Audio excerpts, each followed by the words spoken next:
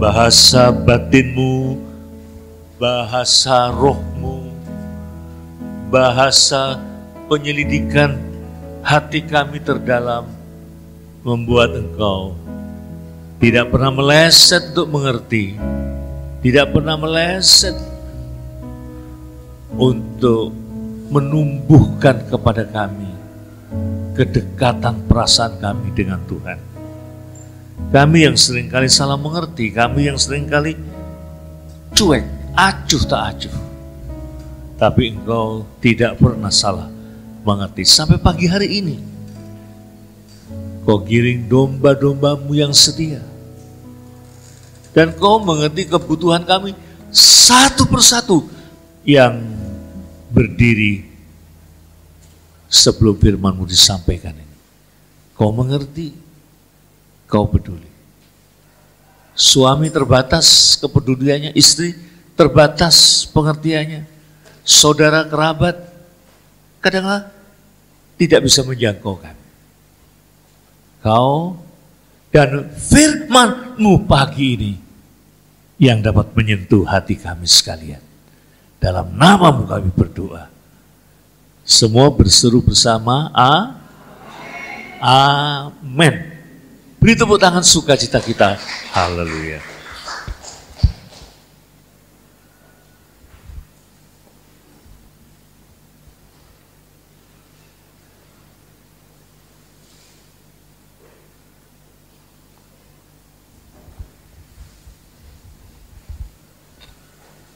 Jemaat, Bapak Ibu, saudara sekalian, yang saya yakin juga seperti lagu tadi, mencoba untuk mengerti Tuhan, mencoba untuk tahu kehendak Tuhan. Sehingga lagunya tidak hanya Allah mengerti, Allah peduli, tapi ada gilirannya. Saya mengerti. Amin.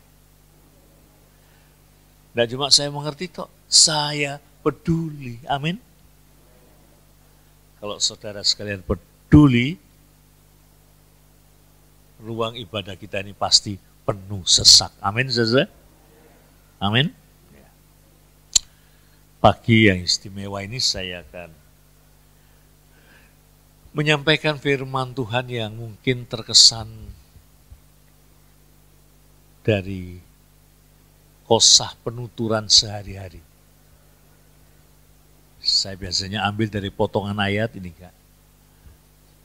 Judulnya,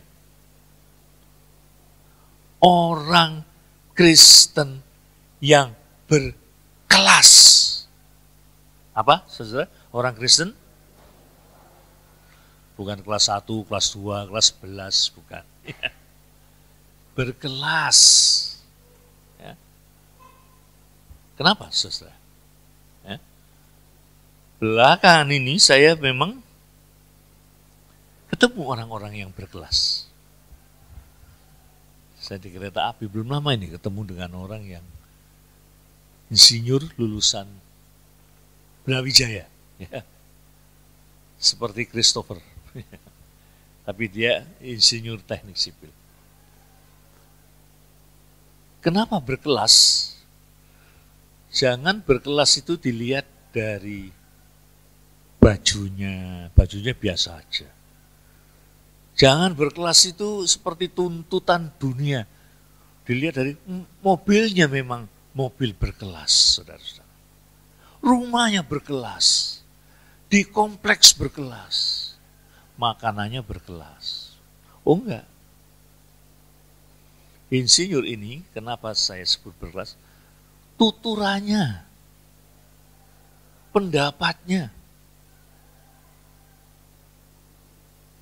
di atas garis. Nah, jadi orang yang berkelas, pandangannya di atas garis, otomatis spesial dan istimewa.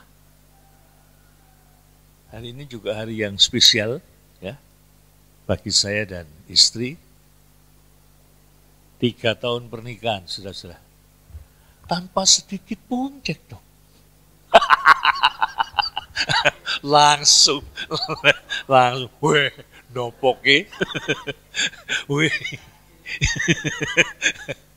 bersama dengan Iing ya, dan Christopher yang juga berulang tahun pernikahan hari ini. Oh, ulang tahunnya mereka. Pantesan sego tumpengi bedo. Nah, insinyur ini mengkritik IKN ya, yang dia dan teman-temannya menyimpulkan belum terlalu siap. Saya ketemu dengan seorang petugas kereta api yang ditugaskan di sana. Kereta api di sana tuh pakai magnet saja, tidak pakai rel. Makan masih susah, semua masih susah. Tapi bukan itu yang penting. Ya. Infrastruktur termasuk yang menanamkan modal. Menurut dia masih sangat langka. Ya. Tapi tidak apa-apa sebetulnya, saudara. Salah langkah tidak apa-apa sebetulnya. Bukan. Penanam modal belum banyak, tidak apa-apa. Ya. Satu hari ada pabrik sepatu mengutus 2 orang. Sama-sama ke tempat desa, sama-sama ke tempat yang sangat berdalam. 2 orang ini bisa beda. Satu orang berkata, percuma ngirim sepatu. Wong desa gak ono sing nganggo sepatu. Percuma.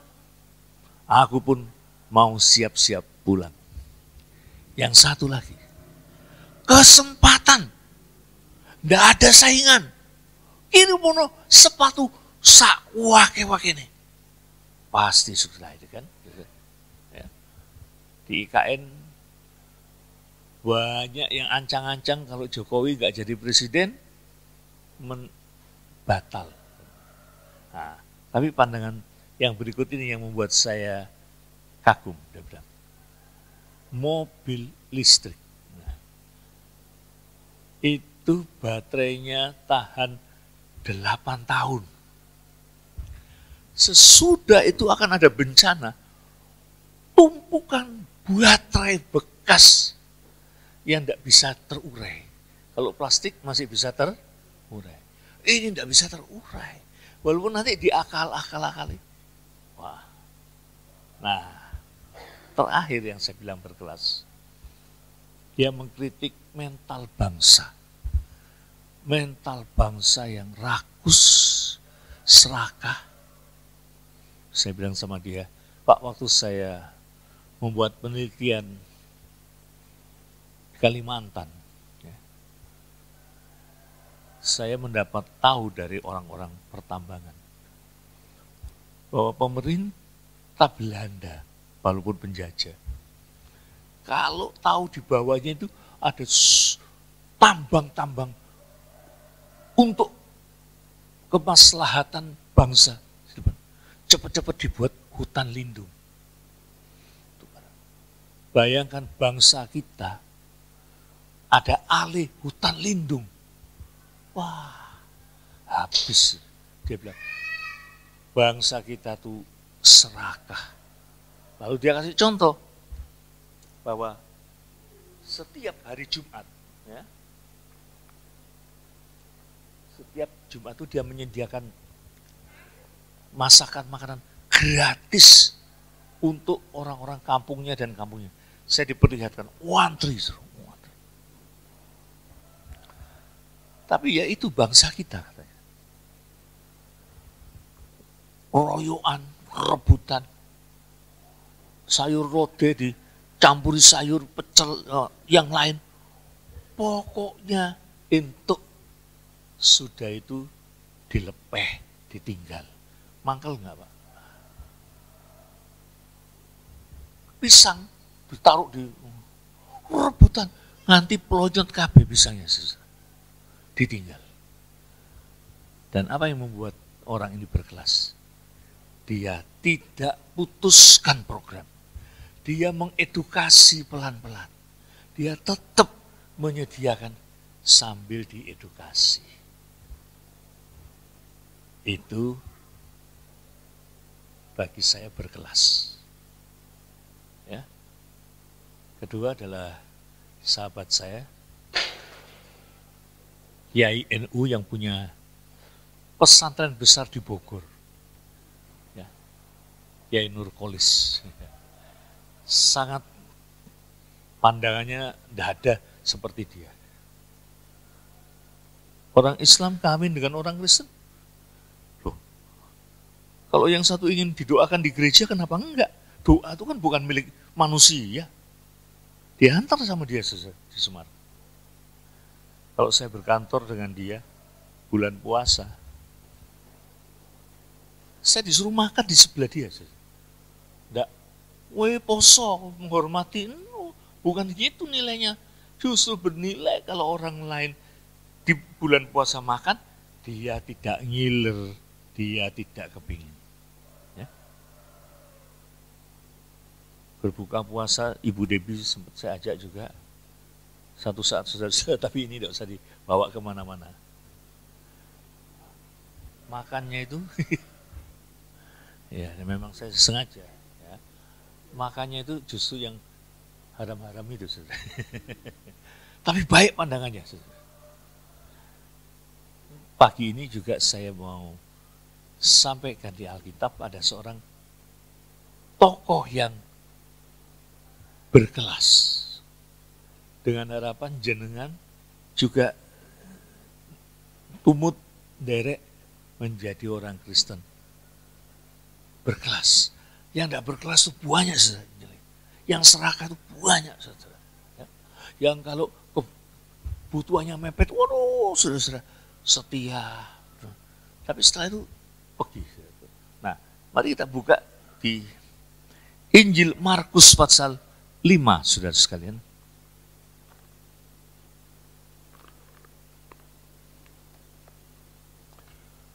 Sesudah Yesus menyeberang lagi dengan perahu, berarti sebelumnya udah nyebrang.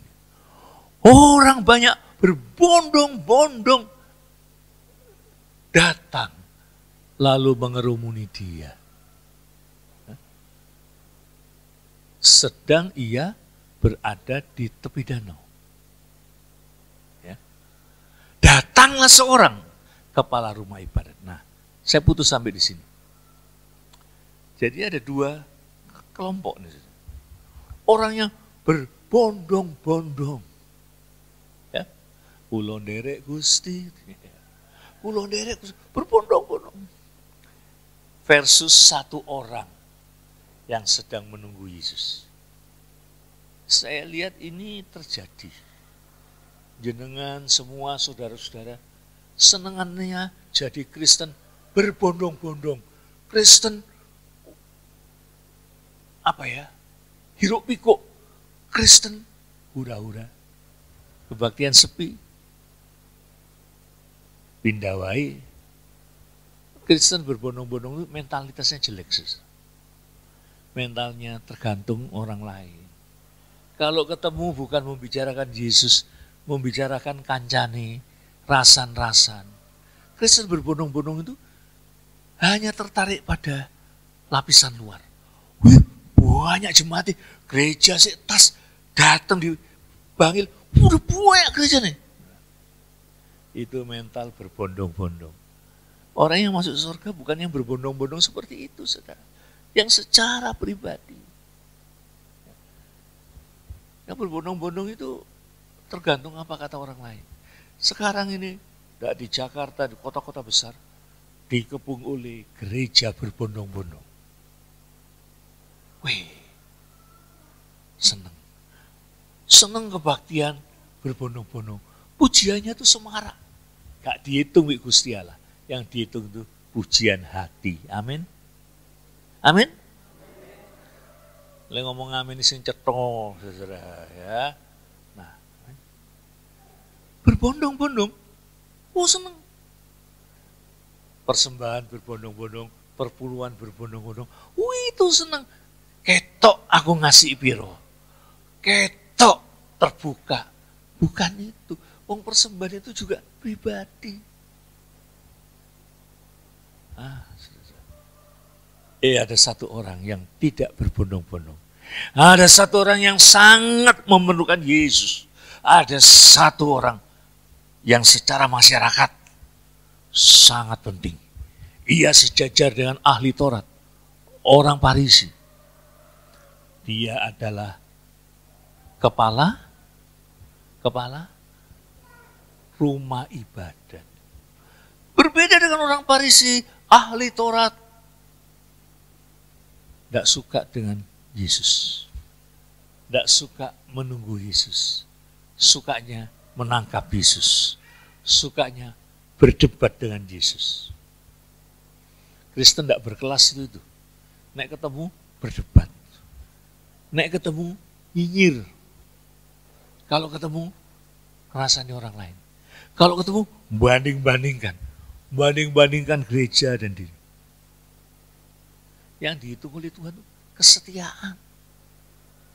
Bukan gereja berbondong-bondong. Yesus itu kapok dengan orang yang berbondong-bondong. Salibkan dia. Tapi pribadi. Paus yang baru datang itu, saudara. Walaupun saya bukan Katolik. Berkelas. Dia tidak mengikuti kelasnya orang lain, ya. Pakai jet, super jet. Nah, anak baru kencur aja di Indonesia naik jet. Nah. Arlojinya Paus itu tahu nggak? Apa arlojinya?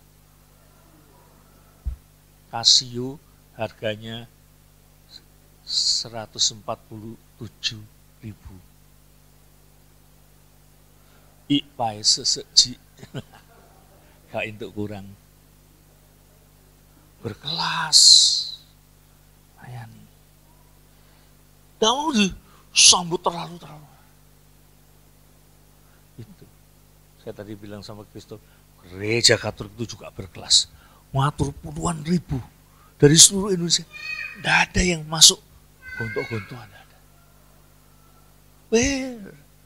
Pulangnya pun tertib. Romo-romonya juga disiplin. Tidak mentang-mentang romo. Duduknya juga sama-sama. Coba gereja berbondong-bondong. Golek kancane. Golek. Itu yang podo-podo mobilnya. Di situ. Ayo jadi gereja yang berkelas. Berkelas. Walaupun ekonomimu tidak sebanding dengan orang-orang kaya. Ya, itu berkelas. Rumah tangganya berkelas. Perlakuannya dengan istri berkelas. Ya. Itu. Jadi orang yang berkelas itu sama dengan orang yang beretika, beraturan. Orang Tionghoa sangat senang dengan li, aturan, cing li. Tidak punya aturan namanya bo cing li. Li. Itulah pemujuknya itu. Tidak mentang-mentang aku kepala rumah ibadat. Dia bisa perintah orang. Dia sendiri datang dan nunggu. Orang banyak ketemu Yesus, dia nunggu. Itu orang berkelas. Nggak, kasih tahu ya. Kasih tahu Yesus. Ditunggu kepala rumah ibadat Cap Kwetio. Enggak. Kepala rumah ibadat. Dia nunggu dan bersujud. Anakku sakit keras. Datang dan tumpangi tangan. Ini saya bilang di atas garis. Ini saya bilang lain dari orang Yahudi yang lain. Mengaku kuasa Yesus. Mengaku tangan Yesus. Kuasa Yesus. Inilah gereja Pantekosta zaman-zaman dulu. Zamannya Oviller, zamannya Van. Yang dipentingkan kuasa Pantekosta. Kuasa Pantekosta aku punya. Tapi sekarang yang dipentingkan kekuasaan. Beda enggak kuasa dan kekuasaan saudara? Beda. Kalau kekuasaan itu hak, Kalau kekuasaan itu power, tapi kuasa. Kuasa Pantekosta. Nah itu kuasa. Doakan orang sakit, sembuh. Memberi nasihat kepada orang-orang yang mau bercerai, mandi. Dia datang kepada Yesus. Tumpangi tangan. Dan Yesus bilang, oke, baik, jangan khawatir. Ya. Dia jemput bola, dia datang sendiri. Saudara. Tidak mentang-mentang apa? Sok kuasa. Sok pemimpin. Dia itu pemimpin saja.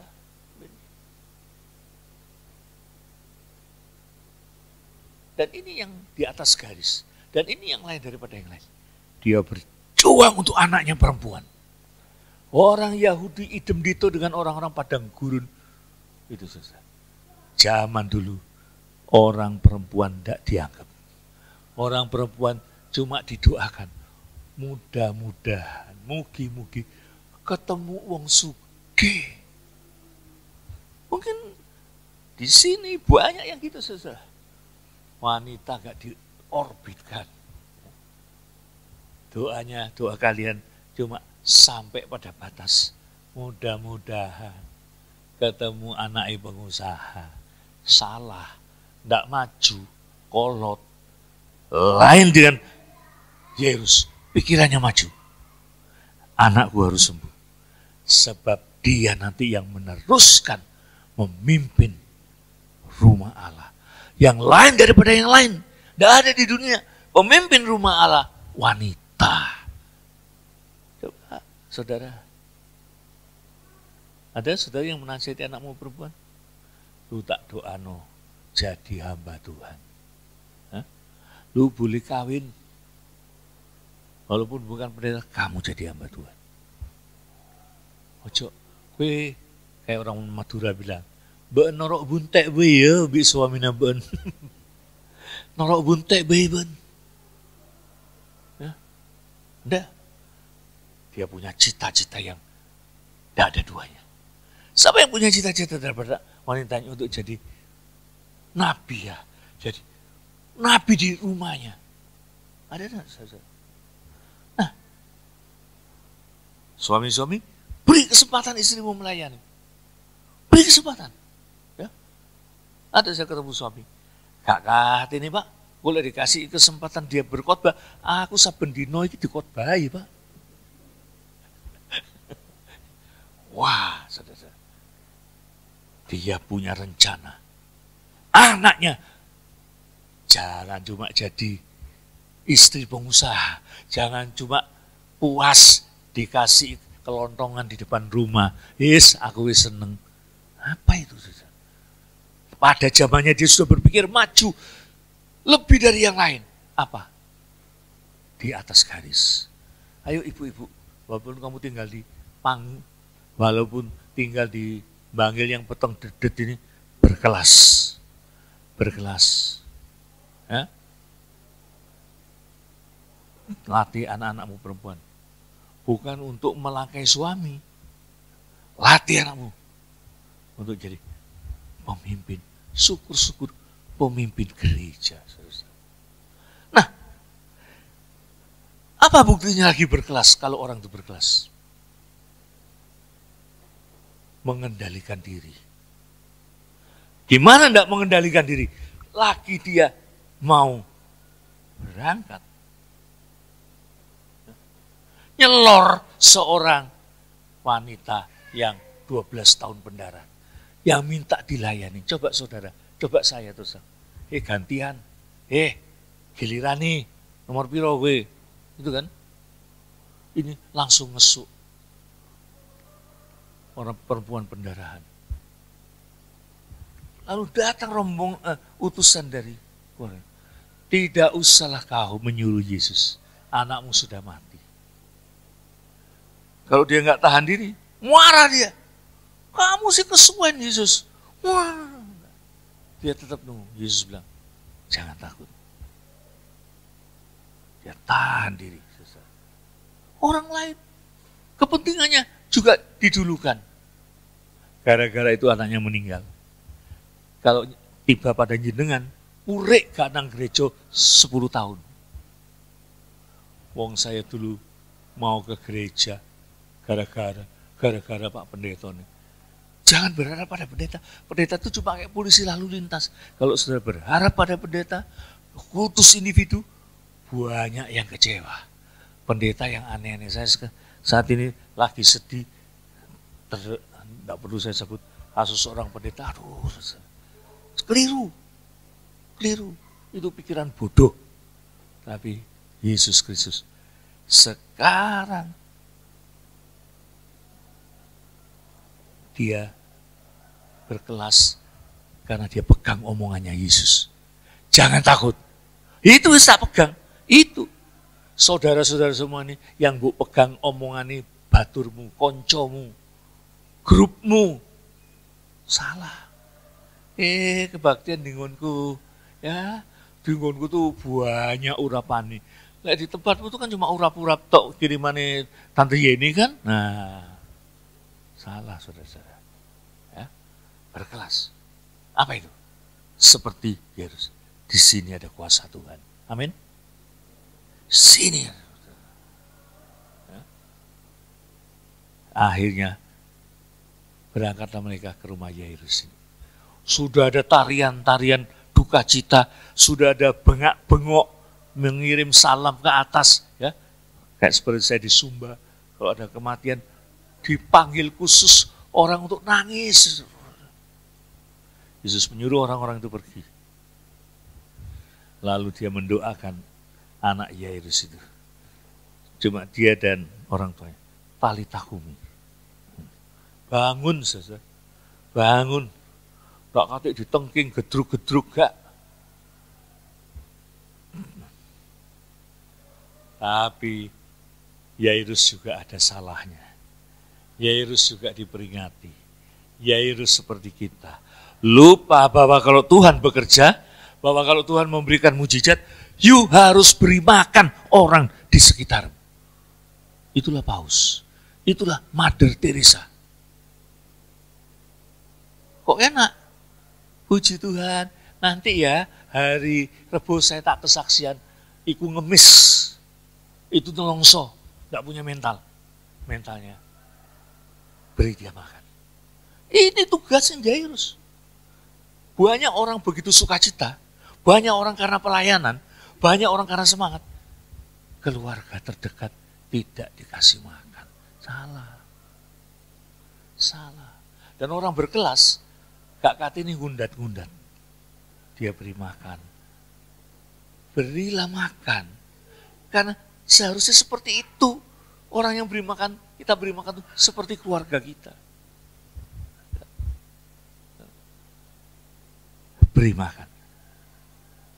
Yesus urusannya juga dengan mati di kayu salib. Dia juga jadi roti untuk memberi makan.